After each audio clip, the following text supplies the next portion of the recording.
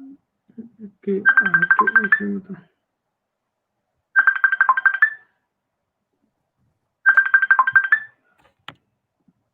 Just one second. We are currently live on YouTube. Please, I'll just put you on mute, and when you'll be speaking, we'll start speaking again. Okay, guys. Hello, everyone. Thank you for joining us for another of these fantastic sessions that we bring to you as part of the CPD series, and you help contribute towards the profession. So today's session is another very interesting topic, which discusses the future outlook of businesses in the age of COVID.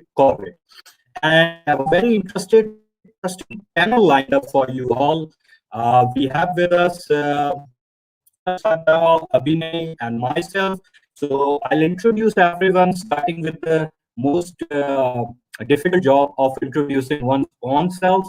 So as most of you, I'm sure know me by now, my name is Omer Zaheer Meer. I'm honored to be sitting on the Global Text Forum and ACC's International Assembly. I'm also part of the editorial board of the Policy Insights of the ACC publication. And beside that, I'm the twice serving unanimous and unopposed chair of ACC's member network panel in Pakistan. Beside that, I'm also chairing the taxation subcommittee for the fourth time, and I'm also part of the professionals expert forum as well as the mentoring forum, 6-digit forum, 2-week forum, etc. So as you can see, I'm hugely involved with ACC. On the professional front, I'm also honored to be the managing partner, taxation and corporate services MLCC. That's Millennium Law and Corporate Company for you, which happens to be the pioneer ACC and practicing firm in the entire region. And it's really a proud thing to share with you that the then ACC President, Mr. Brian McHenry, especially flew to Pakistan under some practicing certificate. Besides that, I also sit on the board of several corporate entities and several parliamentary committees. I'm also the head of the Good Governance and Health Formulate crisis management policies, which is very important in this particular COVID age. That's quickly about me. Now let's move on to our fantastic guests that we have here with us today. We have with us Abhinay Kushwaha, who is the managing partner of Udyamsheel Private Limited. I hope I pronounced that right, Abhinay. And Abhinay is representing Nepal and will be discussing with us the Nepalese perspective on the future outlook of businesses in the age of COVID-19. We also have with us Mr. Krishna Prasad Dahal, who is the partner of Somar, Audit and Tax Consultants based in UK, and he will be sharing with us the perspective of the United Kingdom for today. Hi Krishna, hi Abhinay. Thank you for sparing the time and joining us in today's session. Abhinay, you need to unmute yourself. Sure.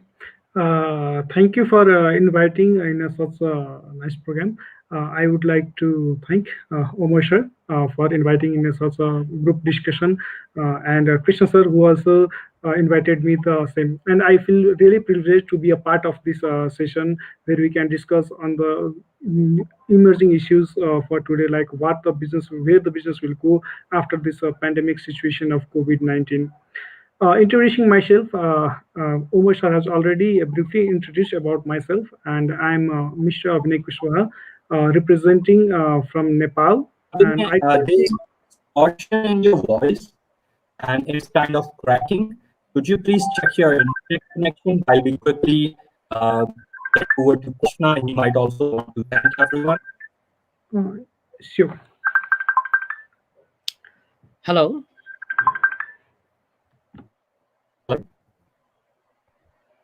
Hi. Thank you, Omer, for introducing me. My name is Krishna Prasad Dahal. I'm a fellow ACC member, and I'm a managing partner of the Focus Somar Audit and Tax Accountants Limited, which have about 3 branches in the UK, and we are running from so many years in the UK as an audit practice. And we do our basically audit services and accountancy and general services as well. And in the same way, I'm associated with the ACCA in the Global Committee, Financial Reporting Committee, and also I'm part of the Harrow panel, which is a London panel network. And I'm advocating ACCA for basically affordable education and global recognitions, and like a regional representation, regional support. These is areas I'm supporting for the basically I'm representing these agendas to the ACCA all the time. My voice is always there. And basically I like to thank you, Omer, for inviting me for this session. I'll share my insights about the how the UK economy is going through the pandemic situation. And Thank till you, now, Krishna. We will discuss the topic further in a bit. Let's yeah. see if Abhinay is back with us. Over to you, Abhinay. Can you hear us now? Yes, I'm clearly hearing both of you. Am I audible now? You are audible, but there is a bit of distraction. So that's normally when your internet speed is not up to speed. But I guess we have to live with what we have. So let's just continue. You were thanking everyone. Okay. Thank you, Omer sir. Introducing myself, I'm Abhinay. Okay. Hope I'm audible. I'm currently representing Udyamsheel. Udyamsheel generally relating with the consulting services, but focusing with banking and promoting entrepreneurship in Nepal. I'm acting as a managing partner. Related with ACCA, I'm promoting ACCA students and young, ACCA members. I have, proven myself in It's really bad. We providing can't activation understand the to. thing that you are saying. Can you please re-log in and check your internet connection while we formally start the Okay, discussion? You can sure. join us. So, Abhinay will be re-logging and joining us. So today's session is focused on the future outlook of businesses in the age of COVID. So we know that COVID has been a once in a lifetime phenomena, or some might even say once in a century phenomena, and it has impacted businesses and countries, markets across the globe like nothing we have ever seen in our lifetime. Um, Entire countries were shut down, air travel was restricted, movement of people, goods, businesses hampered, and obviously there were serious implications for businesses. What were these implications? How the countries coped, and what the future outlook look like? Let's have a discussion. We'll start with you, Krishna. First of all, just tell us how bad the situation went in UK. How did the lockdown impacted the businesses, and what did the British government do, the initiatives it took to help the businesses? Over to you. Yeah. Thank you, Market Umar. valuation of compare. Thank you, Umar. Actually, the business in UK is severely impacted by the COVID because of the pandemic. As we already felt large downfall, almost more than 20%, we all our growth from last 20 years, 18, 20 years, we already dropped so quickly, so rapidly. And we our economy has gone down very sharply. We basically UK economy has gone very significantly in compared to European Union, European countries, and also USA, because it has a more than 20% growth rate downfall than 10% in the US. And it's a biggest contraction and it's a biggest fall in the GDP. Also, we are in the basically OECD has expected more downfall. Also, Andrew Bailey of the Central Bank of UK, he's also expecting a biggest hit again, but it's more damaging the economy. And due to the recent lockdown from Thursday 5th November, and it's going to end on 2nd December, it will more hit, because the first quarter has done so bad impact, and probably this another lockdown will have a severe impact again. And this is not, we are not going to recover, like it's not like a 2008 recession. We can compare back to 1940s recession or something like that, and which it is a kind of it's not coming back very quickly. We are expecting few more years to come back to the original positions. And this is actually a very difficult situation in the UK. And Rishi Sunak, our chancellor, is putting a lot of efforts. He already invested more than 200 billion in the economy, and he's expecting another 150 billion extra in the up to April 2021. It's a big loss for the in the economy. And basically our economy is based on the service sector, which is based on the manpowers, and all the it's severely impact with the the man contracts. Is basically, that's why the prime minister is very much concerned as well. And due to probably after the Brexit, it's coming soon as well, and that will be more impact as well. That's why our situation is much worse than we expected. And also it will take more times to come back to the normal position. If I want to explain more like basically in health sector, basically it has hit more severe impact in the health sector. Also in the tourism is hit more than 90% hit. And tourism's travel, and then after that restaurant, hotels, that is hit very severe impact here. And other industry like food supplies chain is 60-65% hit.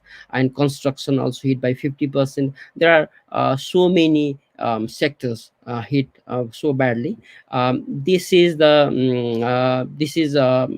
not like we and a lot of unemployment will come out. And government is putting a lot of efforts, bringing the furlough scheme, giving the opportunity for the employers to retain the employees, and paying 80% of the salary. And then again they were paying 70% of the salary in August. In October they were paying 60%. Now from November onwards to April, they are almost paying 50% of the salary to retain the jobs. But still the situation is not under control. It may take more time because it is not on the control by the government only, because it's a basically health issue. And how long the vaccine will come out, how long it will take, this outbreak will continue, this is still uncertain.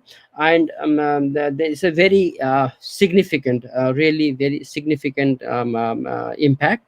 And and government intervention is so high, very very high, and they are doing very well, very hard work, they are doing very efficiently. Still it looks like it's insufficient. And probably after the also Brexit, it will be another, yeah. Thank you, Krishna, for the insightful thoughts, and that gives us a quick overview of the situation over there. I agree that the British government has taken some serious steps. Obviously, there is always room for improvement, but you can't say that nothing has been done per se. As far as Pakistan is concerned, obviously, just like the rest of the world, Pakistan was also hit bad, and you have to remember Pakistan is image neighbor with China, with Iran, the country that was one of the first one to be hit.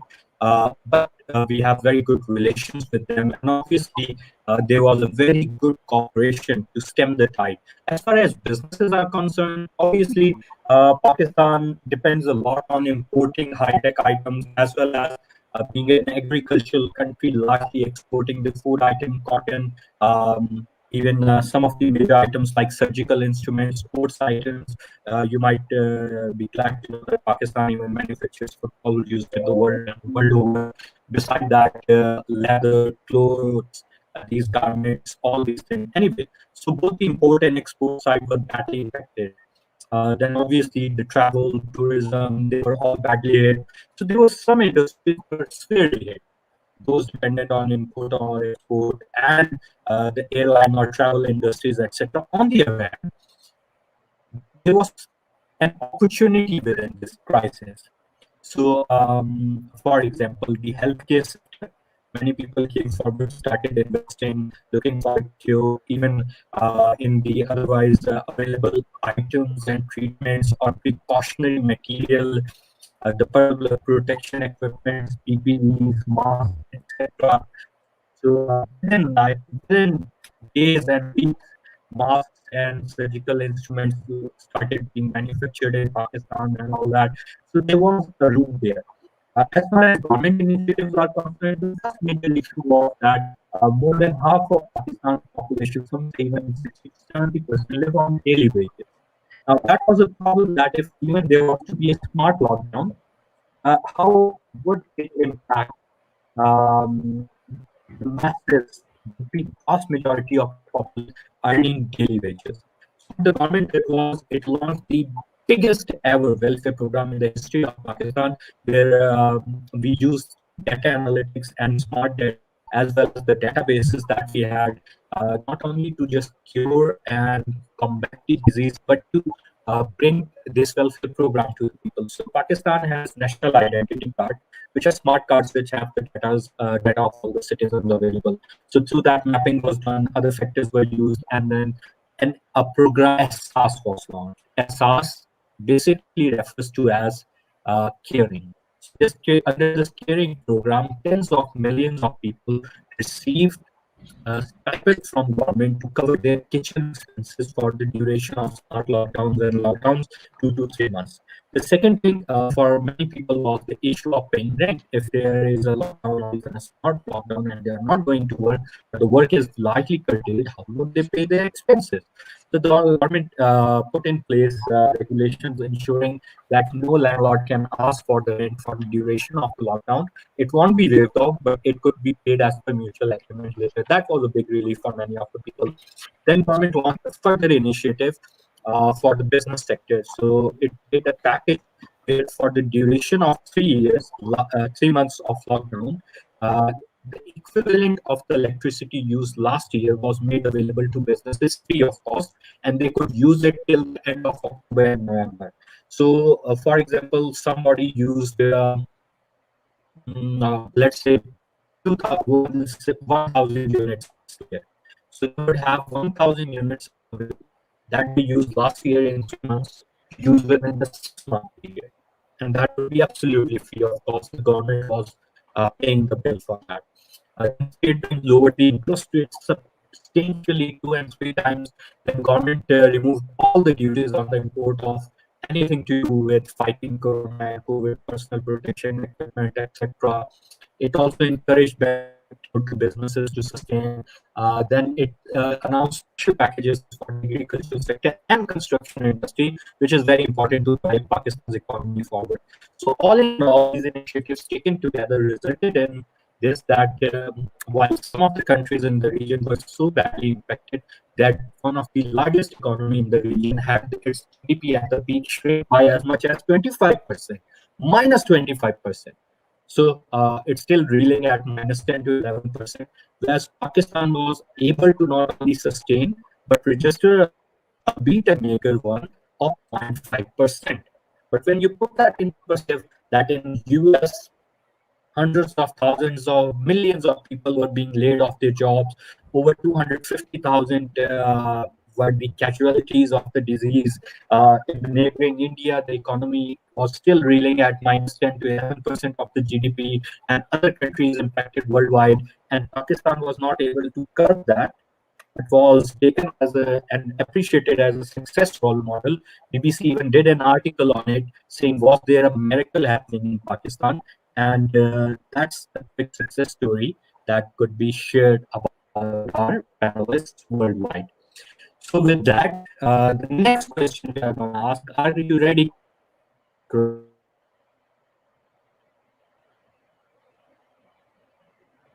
Uh, Omer, uh, hello, hi, Omer. I can't. Your voice is. I can't hear now, and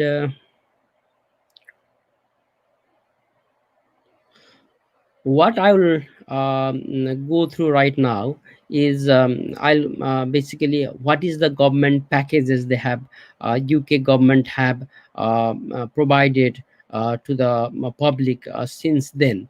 I just want to go in detail regarding the packages, support packages in the COVID. These packages includes first thing is a furlough scheme where the government has put a lot of money to pay the salary of the salary of the staffs who are being furloughed. What is furlough means? Furlough means basically who can't go to the job. They have to stay at home, and government want to retain their jobs because it's a job retention scheme made by government. And in this scheme, the employee can't work any other places. He will stay, he can do some kind of community work or any social work. Other than that, he can't join other jobs, and he will stay at home, and you will get a 80% of the salary, 60-70%, and now it's coming back to 50%. Then by the from 23rd October, we have a new scheme in place from November onwards, and that's the first part. And second part, they have the government has pumped a lot of bounce back loan to bounce the business back to the normal position. That's where they have given the 25% of their income, total income of the business, of that equivalent loan to the every business who are operating before January. And then there is a interruption loan, which is a coronavirus interruption loan that is significantly pumped in the UK economy, which is backed by government. And same way, for the charity, they have provided a lot of funds to survive the charity as well. And they have given, like for the restaurants, they have deducted the VAT cut. They have done the VAT cut, and they have given. Thank you, Krishna. Now we will be looking more towards the future outlook, but before that, Abhinay has joined us again.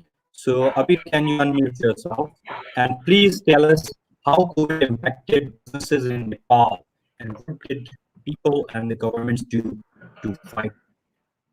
Sorry, I think your voice is broken. Can you please repeat the question? Can you hear me now, Abhinay? Yes, sir. Abhinay, can you tell us how did COVID impact businesses in Nepal, and what did the government do to help business fight the impact of COVID? Over to you. So, because of COVID, uh, the the most affected sector in Nepal is tourism, which is the major contributor in Nepal for economic. Because the second resources from where the Nepal gets revenue is the first one is agriculture, and the second one is tourism industry. And because of this COVID, since there is restrictions on international travel, the impacted business sector is the tourism. As a result, we can evidence that there are lots of small tourism hotels which has been closed, and even in the larger organizations of tourism industries, hotels, there is a lots of human resources cut. In case of even in the case of manufacturing industries, because of these raw materials import issues, there is huge reduction in productions. So overall, economic is going down, and there was a initial prediction that the next 2021 economic growth will be only 0.2%. But later on, the revised, it has been stated that it could be come up to 6%. To overcome this situation, government had provided some subsidies and tax rebates and privileges to especially travel and tourism industries. Whereas we can see because of this COVID pandemic, some business have even gone evolve and boom their business. For example, this internet services because of this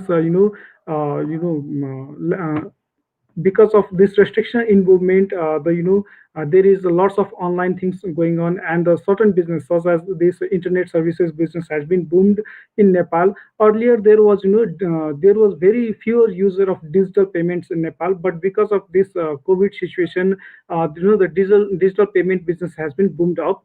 So we can see in the one hand side, the little only the specific one or two business industries is has been boomed up and has earned lots of profit this year.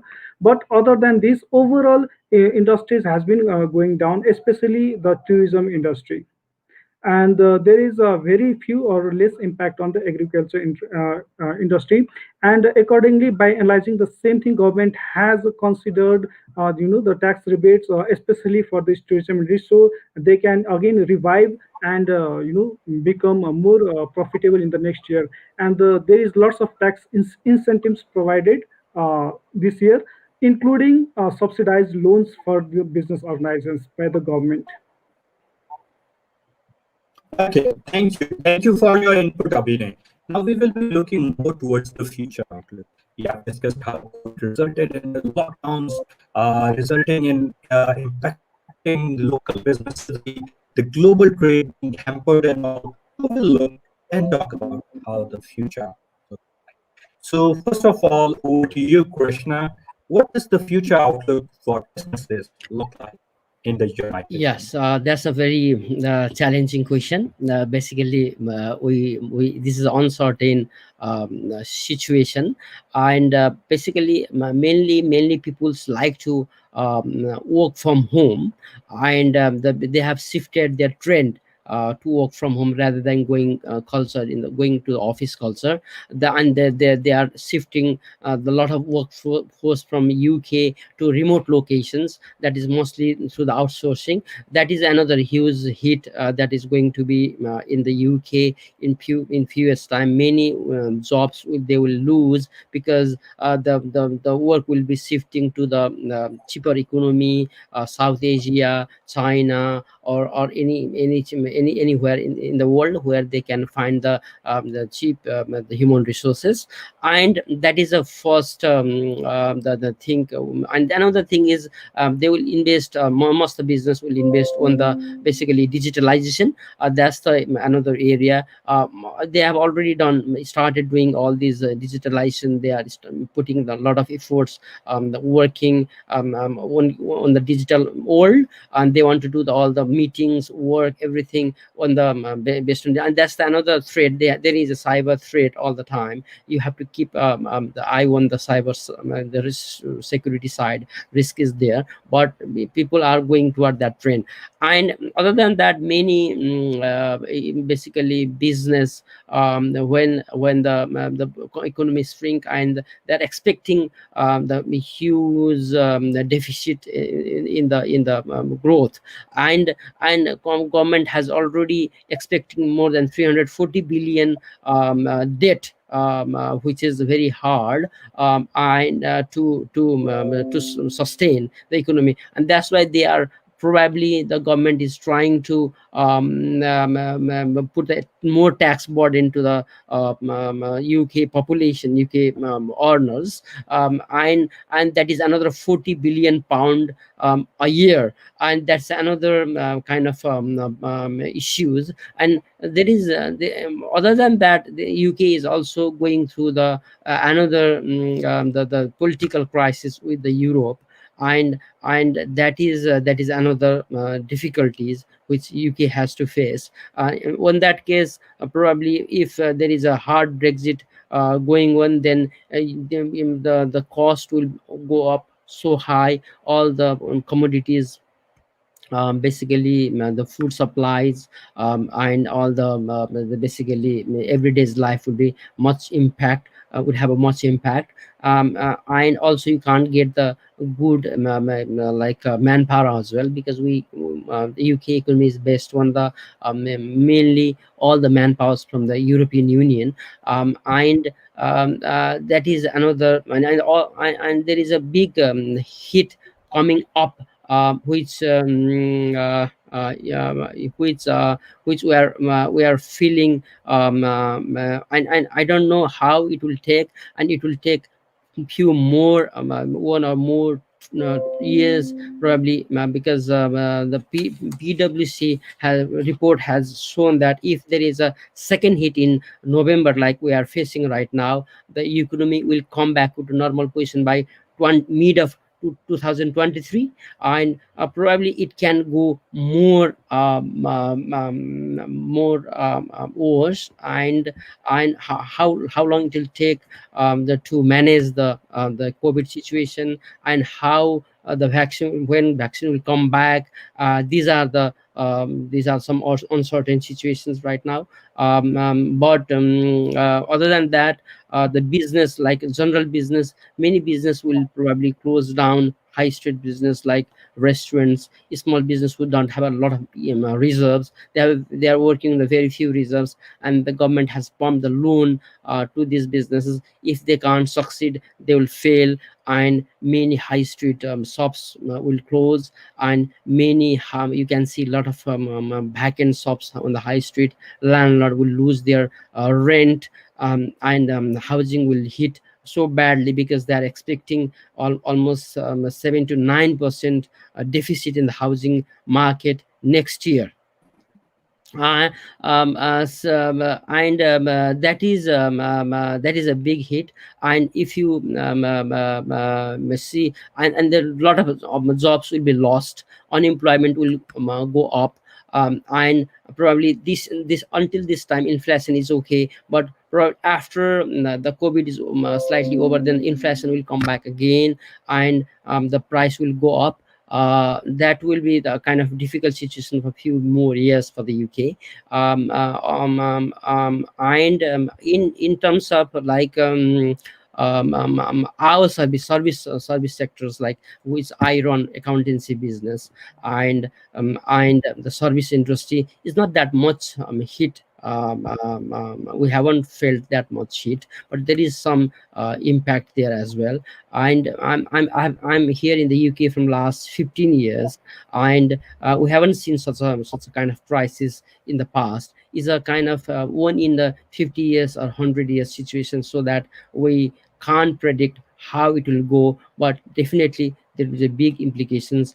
And probably it would be difficult to estimate right now what's is going to be. But in my opinion, it will be. But the UK government is a kind of the government in the it's a good governance. It has got a good funds and everything. That's why probably the people in the UK will probably survive well. And we hope it will go very soon. That's my view. Great. Thank you. Thank you, Krishna. Now over to you, Abhinay.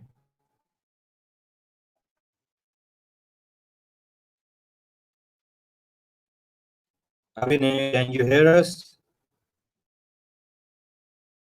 I think there are connectivity issues with Abhinay, so hopefully he'll be back and join us soon.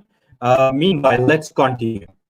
So we just listened to Krishna's feedback, and the general mood has been of a gloom and doom around the globe.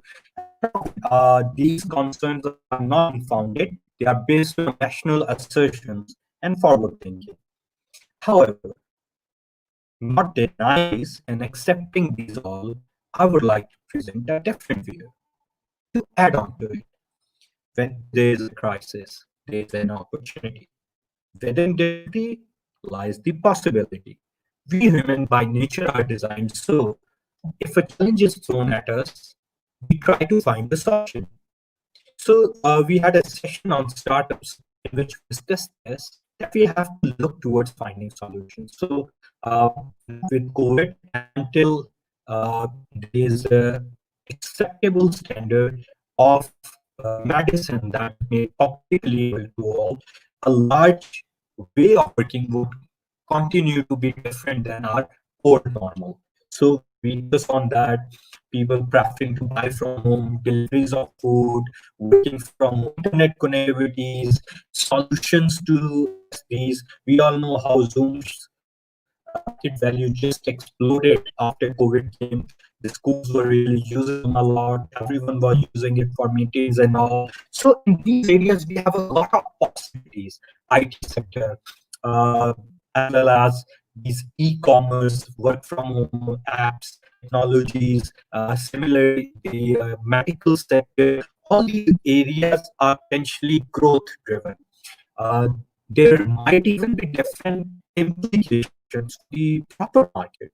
So, for example, if COVID was to continue for some time and people get used to working for more time from home and going to office maybe once a week or once every 2 weeks, then people might start buying homes more distance from the city center, from workplaces, etc. As that traveling become less of a hassle, as more home deliveries start getting into fashion in many economies around the world, certainly that would impact properties being close to markets, accessibility, etc. So, I mean, the entire economies within countries and the global economies are interconnected. We can't really isolate the impact. Yes, there are fears and there are apparently recessionary pressures, but within it lies the opportunities for everyone to exploit as well. I hope you'll agree, Krishna. Let's see if we have Abhinay back with us. Abhinay, are you back? Can you hear us?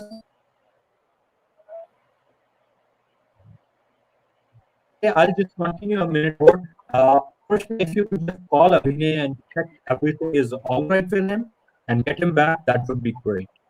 So, as we were talking about the future possibilities, the global trade, once there is a vaccine, acceptable vaccine of COVID, the global trade has to resume. So we will have to see what would be the impact, whether certain manufacturing economies would have shifted or at least would decide to shift more towards more value addition and high-tech economies, leaving opportunities and space open of these segments of manufacturing, etc., for other economies to capitalize on, which can use their low-cost infrastructure, their English language abilities, their technical competence, and vast human resource for some real exciting opportunities and possibilities that can be there. So this also needs to be considered. Let's see if we have our guests back with us. So, Krishna, did we get hold of Abhinay? Yeah. I think I'm pretty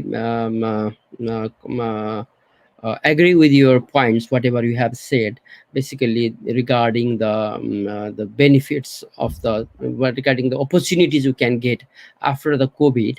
There are, if you see there are some challenges. Same time, you have opportunities as Yeah, well. but hang on. Where Abhinay? Is he Abhinay, joining us or I failing? can you unmute Abhinay? Abhinay? Can just see, because I can't see in the screen. Is the screen? Yeah, it looks on mute only. Can you Okay. He needs to unmute himself to himself? speak. He has unmuted himself. So can you please call him Yeah. and ask him to unmute himself Mhm. so we can speak with him? Okay. Okay. Sure. I'll meanwhile put you on mute for a minute and I'll continue speaking on the topic and get back to you in a minute. By then, hopefully, you'll have Abhinay with you. So, guys, as we were discussing the work from home possibilities, the work culture, the impact of that on economies, these are all exciting areas to consider. And then it would really depend on whether people would accept the change in culture. I mean, in some economies, I know, and in some cultures, the shift to working from home would be much more acceptable than in others, when where the cultural tendencies prefer to have in-person meetings. When once the COVID is over, then we will have to see. I believe largely there would still be a culture of work, using technologies, work from homes, and a bit of in-person on office working. But the level and the proportion of these would be different for different cultures and economies.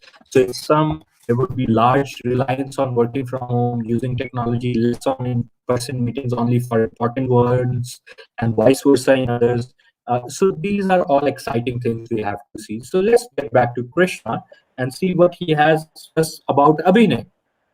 Lost Abhinay, Yeah, I have been trying to Abhinay, find. actually, Abhinay is coming back because he has some technical issues on the middle. That he's coming back. I just text him. He said he's coming back. Yeah. Fantastic. So Yeah. while we are waiting for Abhinay, Mm. Krishna, what do you think that once there is a vaccine for COVID, will businesses and people go completely or adopt more towards working from home using technology? There would be a complete revert back to the new normal or old normal, or there would be a combination in between. What are your views? Based on, because I'm accountant, I'm working with a lot of business people, because I have as clients from small, medium size to large, and also the big PLCs as well. And based on my experience, I speak with these directors, proprietors all the time. What the view I'm just getting is that after, like, basically those who works in a the basically travel industry, it will take some time. Travel and tourism badly hit. It will take some time to come back to restaurants. My question is different. I'll repeat. Krishna, my question is Yeah. that this new way of working, we are using technology to talk to each other, working from home.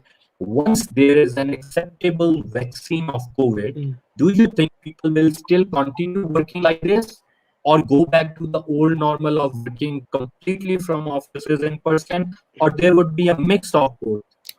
I think it's a mix, because there's some big organizations, they can't afford to work from home because they have a discipline. They need staff in front of them. That is a kind of office discipline they have to follow. And in that case, most big organizations, they want their staff back to the office. But some, like sole traders, professionals who can even work from home, they already used to work from home from last 1 year. And they started, like, let's say, why should I pay this much of rent unnecessarily, and I don't have, and why should not I cut down my expenses and start work from home?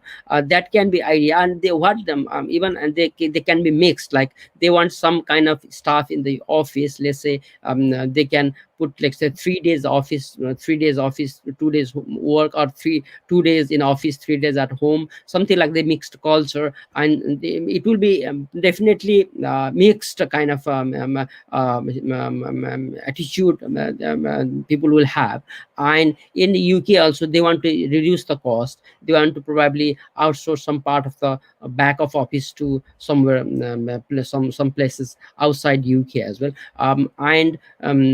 And they also don't like to keep the unnecessary staff at office. They can reduce the cost, so that they can reduce the cost as well, because of the COVID, the business is also impacted so badly.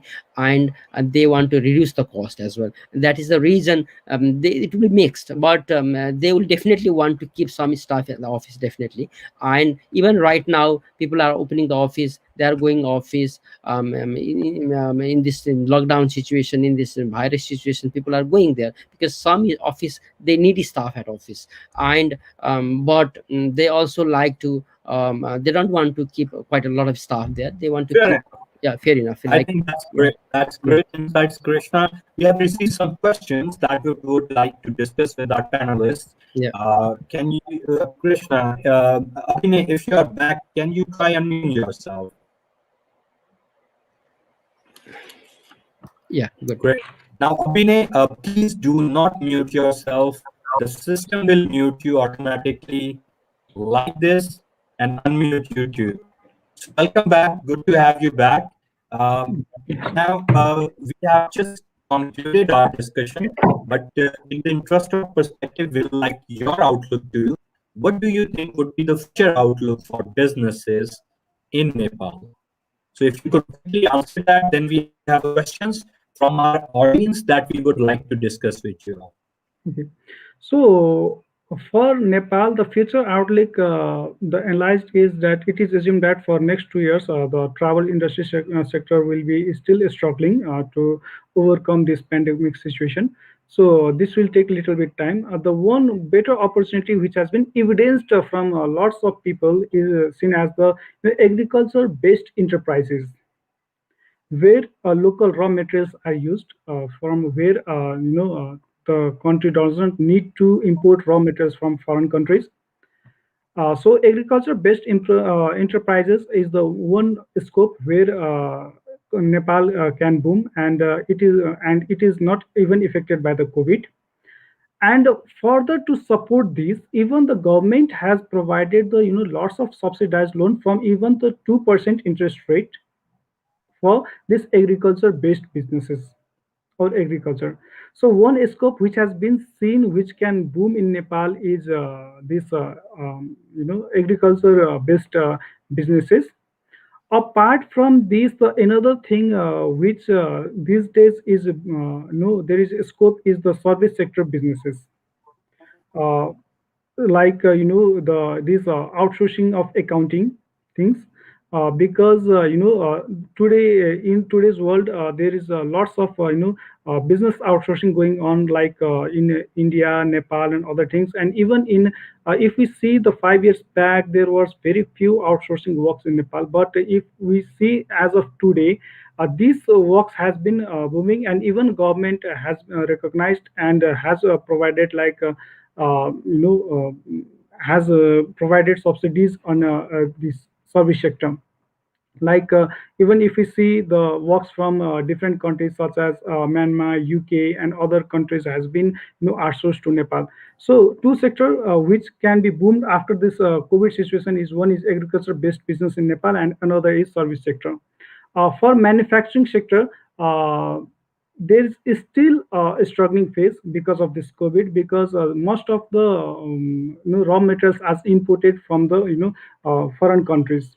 In case of even in case of the manufacturing such as this steels and other, there is very few manufacturing companies in Nepal, and those are dependent on the foreign countries for their raw materials. So the one scope is the first scope is the agriculture based enterprises.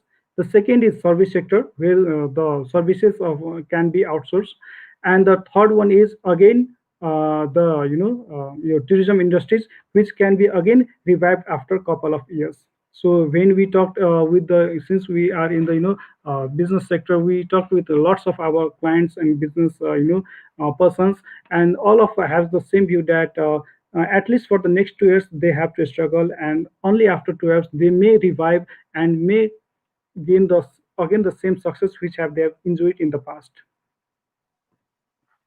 Thank you. Thank you. That's really valuable insight. This brings us now to the Q&A session for the last 10 minutes. Are you guys ready, Abhinay as well as Krishna? Yes. Yeah. Fantastic. So the question we have today says,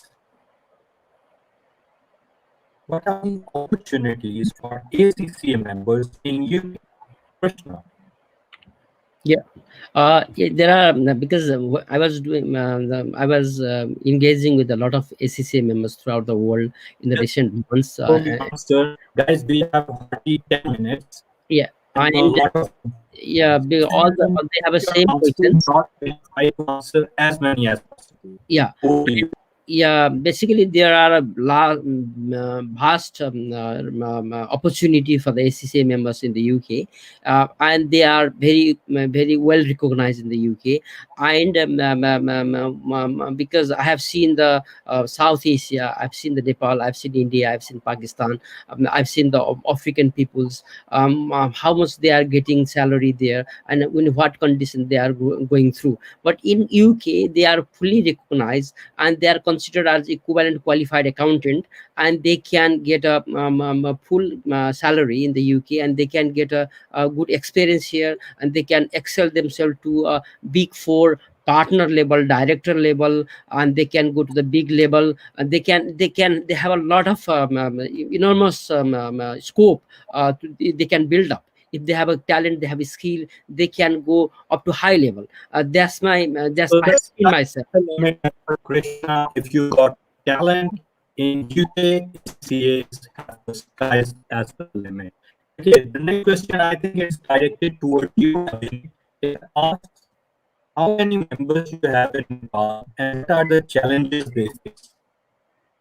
Sorry, your voice is broken. Can you please repeat the question? How many members do you have in Nepal and what challenges do they face? Mm, okay. Uh, can you please type this question? I'm unable to, get your question. It's the Okay, voice is broken. can you hear me now? Okay, okay. Krishna sir, can you please just Yeah. okay. Yeah. Let me How try many to call how you. many members are there in the Nepal right now? ACCA members. Okay. Tentatively, approx there is nearly 300 to 500. There are ACC members in Nepal currently, and most of them nearly they are in Nepal, and above that numbers are in the abroad like UK and Dubai or other countries. They are India. They are working in different countries. But in currently, I think approximately 300 to 5 members are currently working in Nepal. And what are the challenges for Okay. them? About the challenges, if we see from the a decade back, ACCA was not recognized clearly in Nepal from the like professional accountancy body of Nepal. So the one of the major challenges the ACCA members faced during those time was the recognition from different industries, even from the for the private companies. They don't know what is ACCA. They always used to ask what is ACCA. They don't know what is ACCA. From the government, professional accountancy bodies, even there was a reluctancy from their part to recognize as a chartered certified accountant or being a chartered accountant in Nepal. But over these years, somehow these issues has been sorted out at one level, because there last year only there was a MA mutual understanding MRA between the ACCA and the ICANN, the Institute of Chartered Accountants of Nepal. After that, the ACCA, the qualified ACCA members can get the membership of ICANN after just appearing a few papers and couple of years of articleship, further articleship. So this is the one of the challenges. Even after qualifying as a ACCA member, still you have to work as a trainee for the further 2 years. In the case of a Right. private, in the case of That's right. private, sorry, just Yeah, we will please in a minute and then we'll move on to the next question. okay. In the case of private companies, there is a quite good scope in multinational companies, NGOs. In case of government jobs, there is few government jobs the ACCA can easily apply. For others, they require the ICANN membership. So I think ACCA members are struggling in government jobs in Nepal. Okay. Okay. That's great. Thank you. Thank you for the input, Abhinay. The next question asks, what has MLP done and role difference with council? Okay. This has been discussed many times. Let me just give you in briefly. MN has better network panel, and in some markets, ACC called members advisory committee. So the role of MNT on MAC is just to advise the ACC official as well as the members, aspirations, challenges possible initiatives, etc. All the fantastic initiatives that you have seen coming out from ACC in Pakistan, MNP, for example, employer engagement, agreements with the regulators, partnership with Institute of Audit Management in Pakistan, giving the audit rights for small and medium businesses, collaborations and MOUs with tax giving us the tax practicing grant for the ACC to ACC fraternity, 6-digit program and 2 week to strong program, upskilling the members, keeping them as a community, and creating more possibilities from collaborations with chambers and employees to generate employment opportunity, a comprehensive CPD program, etc. etc. These are because we go outside the call of duty. This is not required. Collaboration with local and especially head office and putting ourselves, our hearts and soul in it because we believe that to keep is a duty and not a favor to anyone. It is a blessing for us who are able to do that. Now, your second question that what is the difference between MNP and Council? The Council is a global platform which helps devise ACC strategy. And currently, the council elections are also taking place, and they're actually concluding in less than 48 hours. 1 p.m. GMT, Thursday, the 12th of November. All active members across the globe can vote. All active ACC members. So I encourage you, please cast your vote and ask all in your circle to cast your vote because historically the voting portion has been very low. And this is the ultimate form that helps devise strategy and affects us all. And ACC is our association. So please do vote.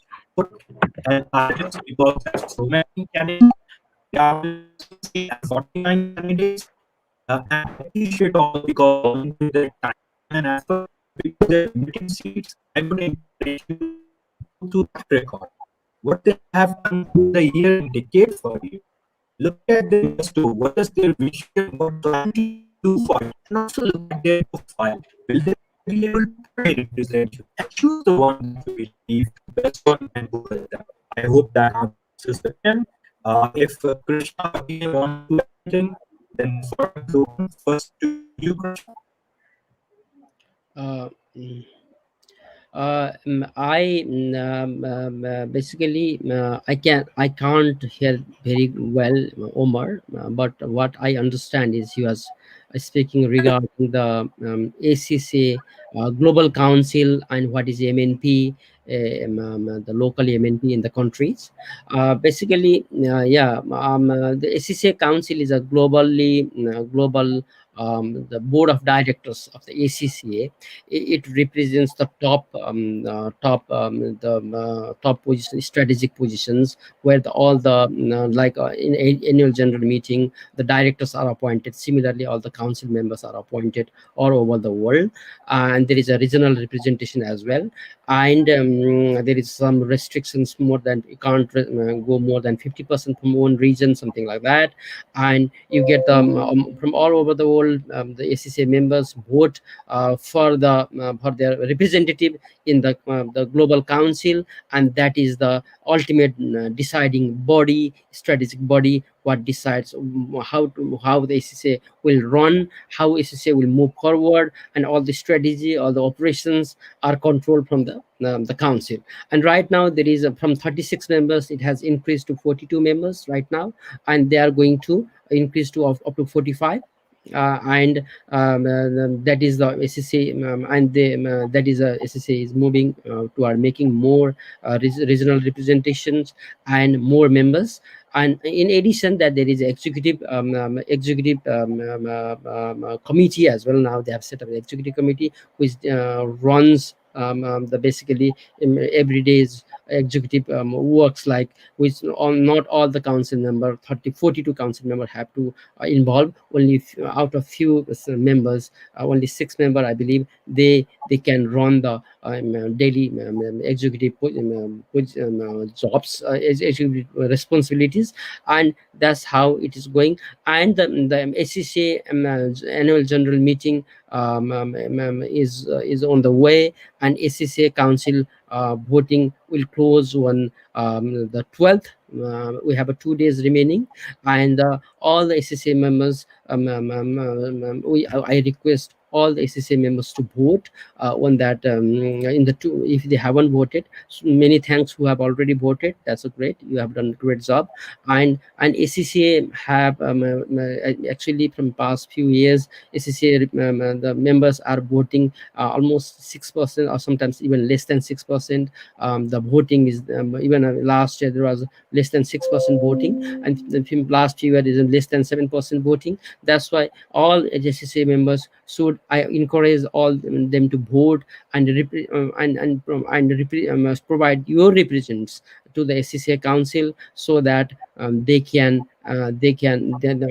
choose the best candidate, and you can choose 16 candidates out of 51 candidates right now. You choose the best candidate for your body, they can move forward. Just 30-second thumbs up. Yeah. We've already reached closing time and would need Abhinay's feedback too. So if you could just wrap up. Yeah, I think that's all. Thank you so much, Umar, for providing me opportunity to speak. Thank you. Most welcome. Thank you, Krishna. I think there are some distortion, maybe internet connectivity issue, but thank you to everyone who joined us. Before we go off, I would second the appeal that we have all been making. Please do cast your vote. The Global Council, its device strategy, and its our association. Over to you, Abhinay. Any closing words? Any feedback? Okay. I thank you very much for inviting, and apologies because of this internet connectivity. I was not able to attend the whole of the session. Apart from that, what Mr. Krishna said, I agree with him. And you should cast your vote because, as he's saying that only, and even if we see the last year's, only 7 to 12% there was a voted was the vote was done by the ACCA members. And without disclosing the actual agenda, there are certain agendas which can only be raised by the council members. And as a group, we cannot, because there was a scenario in Nepal where we want to raise some voices at ACCA to consider some of our points, in the welfare of ACCA members in Nepal. And there was a response that certain agendas can only be raised by the council members. So since we do not have representations from our, South Asian countries, few of our agendas are not raised at the council level, and which is not hard. So if we want to raise our, few agendas, then we have to, have our represented at the council. So the, some of the agendas of South Asian countries can be raised at the council level, and which can be then further processed in the, review panel. So I just want to say, please vote for the ACCA Council member. If any South Asian, ACCA member can go at the council level, then they may carry our issues at the global level, and which will ultimately benefit back to us. Thank you. Fantastic. Thank you, Abhinay. Thank you, everyone, for joining us today. We know there were distortions and some internet connectivity issues. We are sincerely apologetic for that. We hope you did get to listen to our panelists and you enjoyed the session. Thank you for sparing time, even at this time on a working day. I'm glad to share that our live audience was around 7-8 members at any one time. But the total members who attended with different IDs are almost 40 members. So thank you for attending the session. We are glad that we added value, and we look forward to see you again soon. Last but not the least, do cast your vote. Thank you. Bye-bye. Thank you.